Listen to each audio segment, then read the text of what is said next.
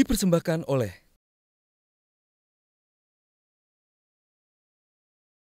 Sejak kapan tertarik menjadi pelukis pasir? Sejak kapan? Sejak kapannya, mulainya saya tahun 2009, cuman tahunya dari 2008. Itu melalui media YouTube. Di situ saya lihat ada seorang berkebangsaan Eropa dan namanya Ferin Chako. Dia yang menemukan lukis pasir itu. Jadi, wah ini tertarik sekali, kayaknya belum ada. Nah, di tahun 2009 itu mulai terkenal karena ada salah satu perempuan di Ukraina sana, ada pencarian bakat reality show juga, dia memenangkan itu dan viral di YouTube gitu. Jadi saya mulai, wah ini kayaknya nggak ada nih di Indonesia gitu. Nah, karena saya dan suami saya waktu itu adalah backgroundnya seni rupa.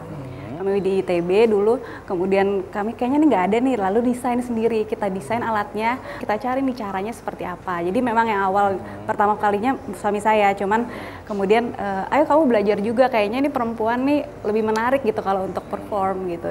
Jadi sejak itu tahun 2009 mulai belajar, lalu akhirnya mulai memberanikan diri sekitar tahun 2012-an untuk ikut ini pencarian bakat reality show supaya bisa diterima gitu di masyarakat seperti itu. Karena kan nggak ada yang tahu. Ini kan karena salah satu pertunjukan seni yang baru. Waktu itu belum ada sepertinya gitu.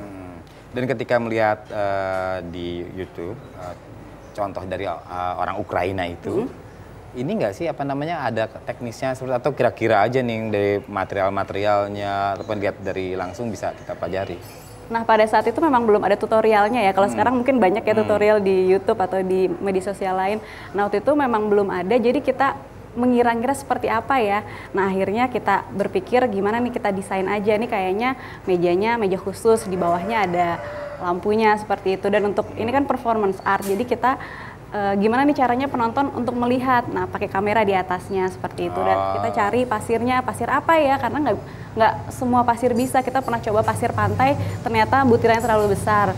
Lalu kita cobain tanah, nggak bisa juga. Kopi atau tepung juga nggak bisa, ternyata itu pakai pasir silika. Oh, pakai pasir silika ya. Di Jadi. situ. Nah, kalau tadi kan ada berbagai macam secara teknis. Lalu setelah belajar dan mencoba mempraktekannya dalam pertunjukan-pertunjukan itu, ada hambatan nggak sih yang kamu dapatkan? Artinya kan kalau membuat seni pertunjukan itu, kalau kita membuat seni rupa ya, seni lukis misalnya, tapi kan kita udah tahu nih medianya melalui eksibisi, pameran ataupun cara-cara yang biasa kolaborasi. Nah, kalau ini kan sebagai pertunjukan baru, itu kamu gimana caranya untuk memperkenalkannya? Memperkenalkannya, nah ini kan salah satu pertunjukan seni ya, jadi bukan seni yang dinikmatinya bukan hasil akhirnya saja, tapi prosesnya.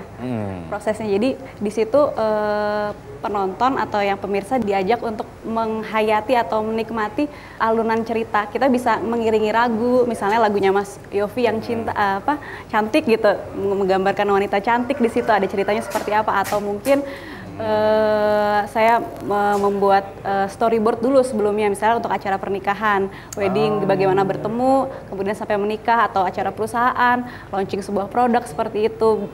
Jadi memang ada storyboardnya. Nah, kita harus tanya kepada klien kita. Jadi lebih apa ya? Kita tuh lebih kayak desainer sebenarnya. dipersembahkan oleh